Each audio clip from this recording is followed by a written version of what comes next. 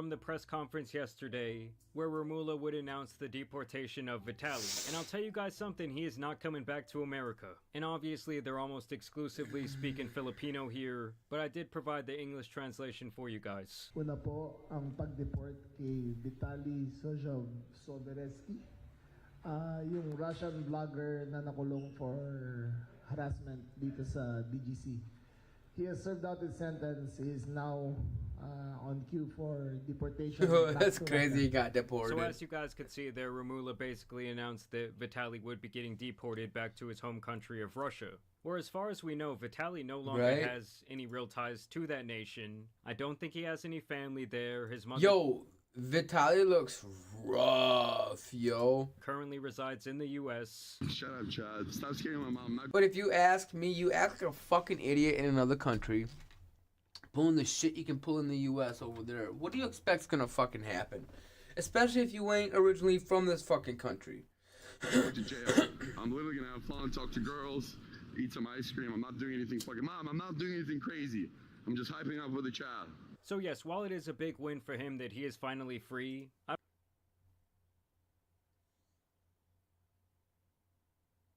He did 9 months in Philippines. I don't really know what type of life he plans to lead over there. Nor do I think he would be allowed to come back into America anytime soon. Like, he got deported to Russia. Which is obviously going to affect his career online. I'll tell you guys about that in a second. Salamat po, Secretary Remulla. Ang process po ng deportation sa Bureau of Immigration is nag-issue na po ng deportation order against Vitaly Dogovetsky, ang Board of Commissioners. Dogovetsky. Ang pag-deport sa kanya ay subject to clearances ng NBI at saka yung courts kung saan siya nagkaroon ng kaso. So essentially the guy is saying that his various cases in the Philippines are now closed, and so the deportation process should commence from here. Although he does claim that they're still trying to coordinate the exact place that Vitaly will go. Yo, I would hate to be stuck in the Philippines jail. That would fucking suck. The fucking disease. How sick you'd get in there all the fucking time. I'm surprised he even looks as good as he does being in a Philippines jail. They must be treating him well. Coordinate na rin po kami sa pagde-deporta ng lugar niya, yung bansa niya, which is Russia. Si Vitaly Right? US green card holder. Yo, he aged. Yo, you look back on this video. Look at that, right? Oh, fuck. Excuse me, sir. How old were you when you made your first million? What is this for? We're trying to get advice for the... Beard is Look at that. Look at that. Compared to... For his content. And things would only get Compared to that. Look at how much he fucking aged. Right? That must have been there were images that a couple months in. Anyone else feel like he kind of has... Yo, that's fucking insane. He might as well been in there for like 10 years, bro, with how he aged. So I'm saying, like, people think it's a fucking joke until they go to a place like this. You think he was getting fucked up in jail, y'all? We expect them, and we expect them to follow the same rules as we follow the same rules when we travel. We have no ill feelings against Vitaly. He has served this time and he has shown Yo, I know. And he is now a free man when he goes back to Russia. And just look at the pure seriousness in Vitaly's face this time around. We don't know what types of things he's seen, if the guy has literally been pissed on, how many bugs he consumed, how many nights he cried on the bare chest of another foreign man. That's fucking while crazy, they packed him in dude. those cells like some damn sardines. Dude, I couldn't even imagine being in a prison like that. Yo, yeah, he looks like he got in a couple fights. And when he goes back to Russia. And just look at the pure seriousness in Vitaly's face this time around. We don't know what types of things to go on for years and years and years. Yo, you definitely tell that shit fucking... Because that shit put him back. Let me find a different video. Y'all. Oh, let me find something else.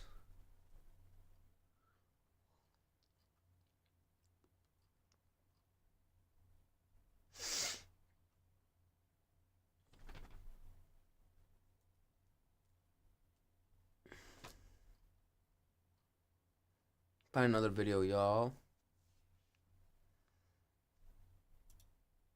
When a rapper steps out to perform in front of an audience, the goal is to project the coolest version of themselves. It's basically an exercise in making yourself seem superhuman and striving to create moments where your aura ensures that they're hanging on your every word, from the moment you step on stage until the moment you leave them wanting more. That's facts. Stage presence is everything, y'all. It's a lot. Fortunately, that doesn't always happen. Instead, there have been plenty of times when an artist takes a massive L in front of a crowd of thousands, and by the time that it hits social media, the whole world has seen them majorly slip up and get clowned as a result. It's your boy Luesta, and these are rap's most embarrassing performances. Sometimes, the reason why an artist's set is a little cringeworthy to watch is because they can't get the crowd on board. And in an era of cameras filming your every move, a rapper can't even have a few rough sets earlier in their career without the whole world having to learn about it. And one person who found this out firsthand was Coi Leray. Before she ever really found She's her so niche fucking later on, fine. Coi Leray was She's so fucking fine.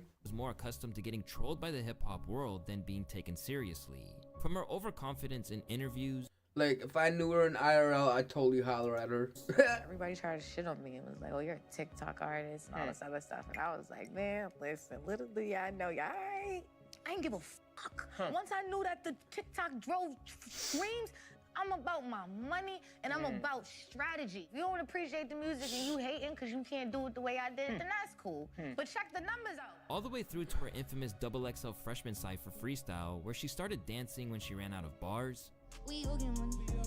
I remember that shit. Yeah, look at him go. They really had a lot to work with when it came to taking shots at Benzino's estranged daughter. But the hate and general disinterest that she was receiving from the culture back then really came to a head when she took to the stage at Rolling Loud Miami in 2021.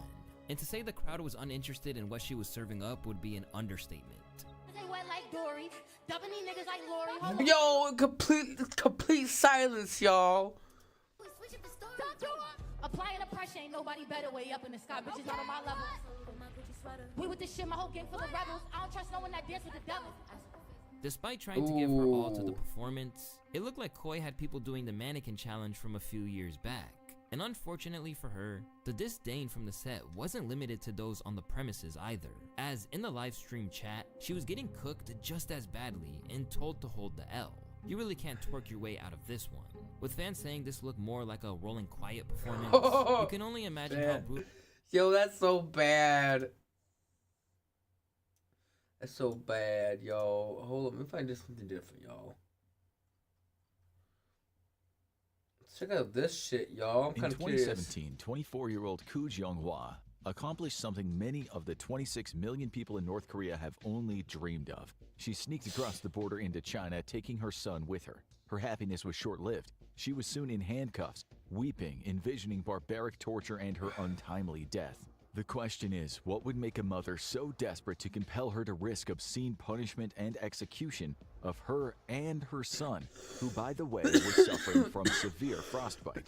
This will now explain and tell you what happened to Koo Jung-hwa and her son later. To an outsider looking in, you could sometimes be forgiven for thinking that life in North Korea isn't all that bad. Children go to school, folks go ice skating on the weekend, they cheer at soccer matches and make snowmen in the winter. But when you peel back some layers of this mysterious rotten onion of a country... Yo, there is some crazy shit that goes down in North Korea, y'all. Crazy shit that goes down in North Korea. Your eyes will... And like, everything down there is controlled by the government. The phones even... You can't say certain things. You can't say anything about South Korea. They don't got internet unless you're like super high class. Unless you're pretty much Kim Jong-un. They force people to pray to dude for a straight fucking hour, y'all. And he spread some bullshit that I've been hearing about being born under two rainbows and a star being formed at the same time. It was some fucked up shit like that. I'm like, no fucking way you people are believing this. Here with incomprehension and grief.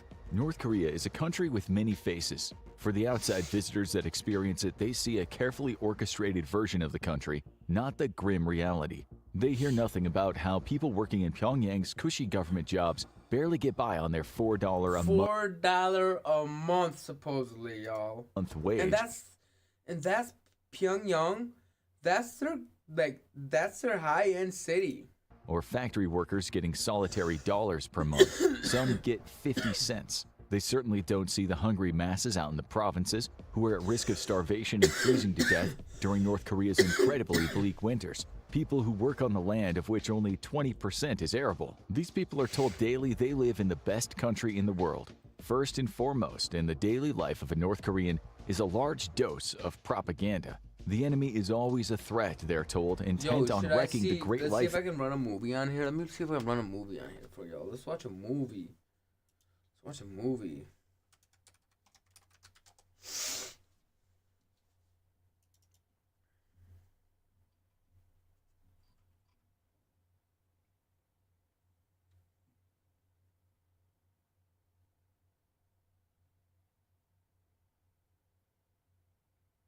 This is fucking pretty funny.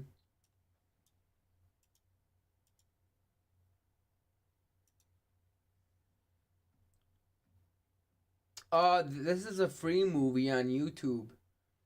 So, I mean, as long as I watch the ads, obviously, I should be good. We'll see. It's called Big Stan. Think about it. Right on the beach, ocean breezes, blue skies, seagulls, all yours for the taking. It's a timeshare. Well, it's called a timeshare. But the truth is, for the 2 weeks you're at the condo, you're not sharing anything. You're not sharing the bathroom. You're not sharing the toaster. Nothing. Nada. This is a pretty good actor, too. You are the mistress of all you survey. My nephew looked up the neighborhood on the computer. Your nephew? Mrs. Darby. He said the condo was in a bad neighborhood. Relax.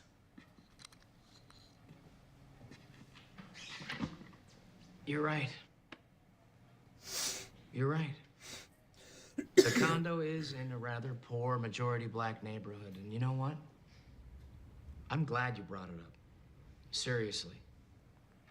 Otherwise, I might have done something that I'd be ashamed of later. And that would be to sell you that timeshare. You would not feel safe there. No, I wouldn't. Of course you wouldn't. How could you? Now, we all know, and I say this at the risk of sounding a little racist, black dudes love white women. Love them. Now, I don't know if it's genetic or if it's society. I mean, we can argue nature versus nurture all day, but it's a scientific fact that black men can't get enough of white women. And don't think that a woman of your age would be safe from their advances. No, ma'am. That's right. These big black bucks don't care whether you're young or old, skinny or fat, walking or with 2 wrinkled stumps right below the knees. They want your white flesh. I'll take it. Smart move. Just sign your Jane Hancock right here on the dotted line. That is so funny. Here you go. Stand Minton.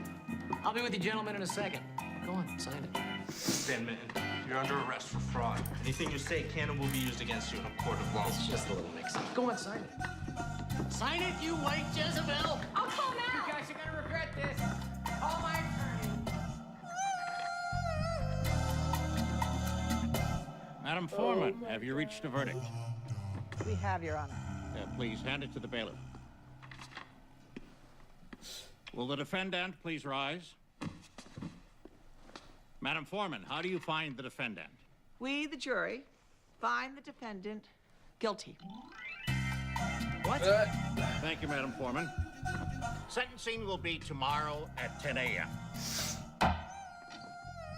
What the fuck just happened in there? You lost, Stanley. I didn't lose. You're the lawyer. You lost. I'm truly sorry. Damn it, man. I'm rich. I wanted some of that OJ justice. Maybe the judge will give you probation. No. In this state, first-degree fraud carries a mandatory minimum of 3 to 5 years. I got it. We bribed the judge. I'm gonna bribe the judge. Bribe him. not gonna bribe him. Bribe him? Oh, please. Well, I'm not gonna bribe him. Bribe him! No! I told you. I don't practice that kind of law, and I never will. You want to bribe the judge? You be my guest. I'm sure any shyster on the street will be happy to do it for you.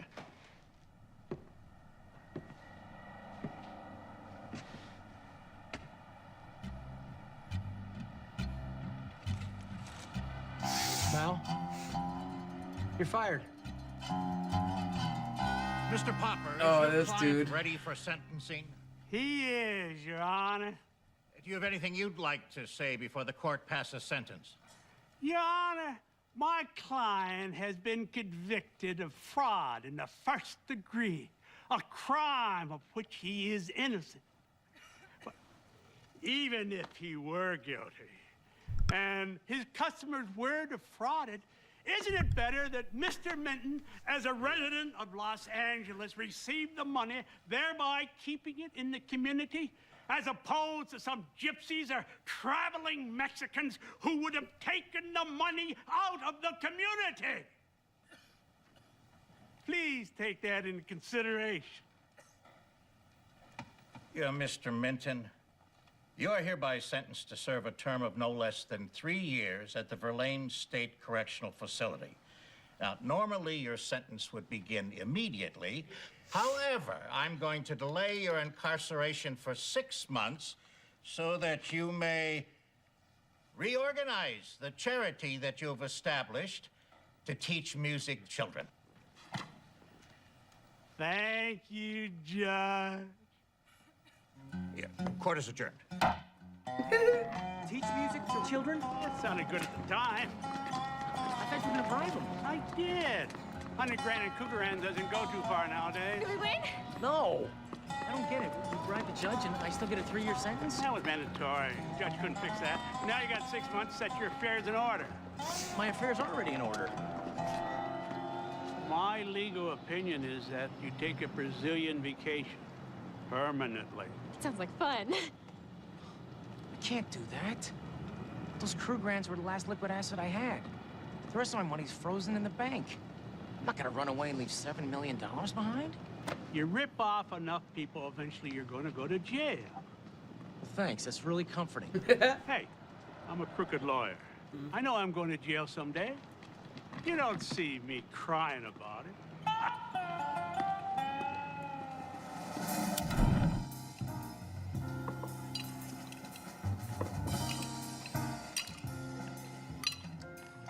Stan, slow down, you're gonna choke.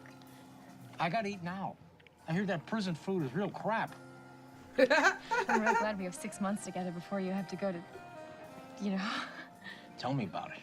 I could be in jail right now. That Popper's one hell of a lawyer. I'm gonna be awfully lonely while you're gone. I know, sweetheart. But I think I get conjugal visits. I can probably stick it to you once a month or so. That's pretty good, huh? Oh, sure, that's great. But I was thinking, maybe we could do something now so I wouldn't be so lonely later. Like what? Like, maybe we could make a baby. Make a Mindy, bye. I'm only gonna be gone 3 years, 5 at the max. What are we gonna do with the kid when I get out? Give it up for adoption? That's just cruel. I thought maybe we could keep it. Mindy, how many times have we gone over this?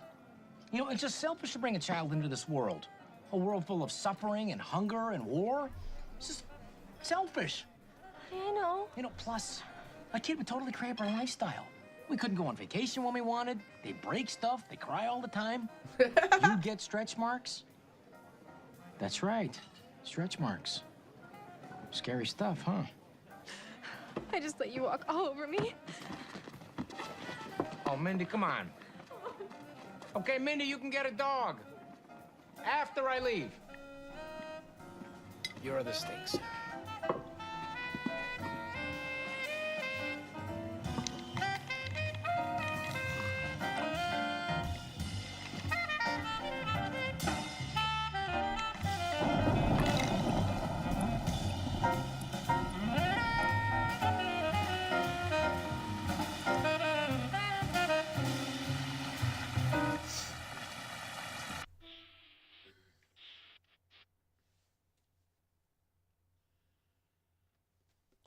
What do you want, doll?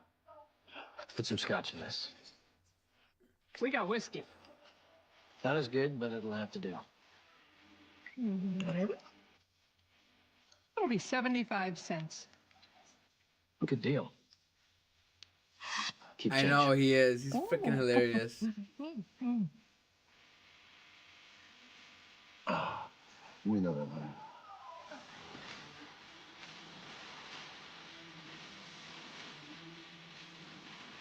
Sorry about the sound. I don't know what's up with that. I'll pay you $100. Just wondering. You've been to prison.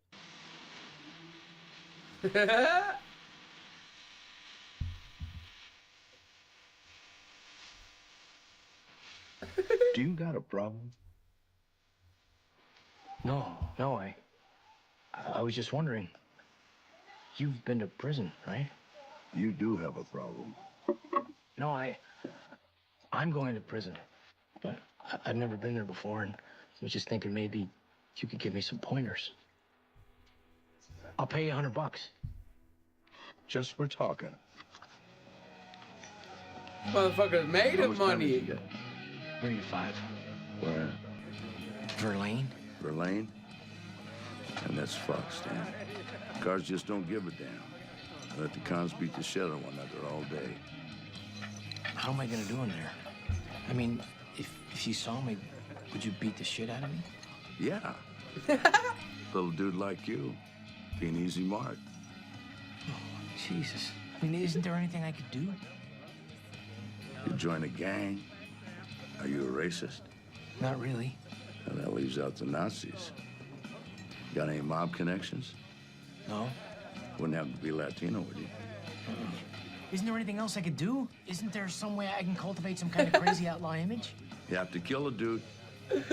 Without killing a dude? In your case, it'd be a real long shot, Stan. Wouldn't have to have any tats, would you? Tats? Ink. Yes, yeah. Yeah, I didn't grow up with my mom, so I... Oh, what? I got a tattoo. Damn, those fuckers. My other one did get taken down, though. Yo, to go to my other one. That one should be good.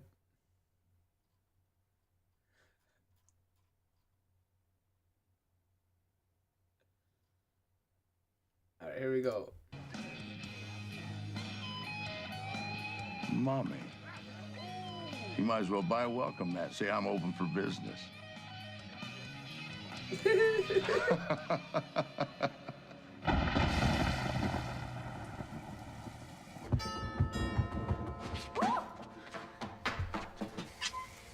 Stan? Damn. Yo, that's fucked. Damn.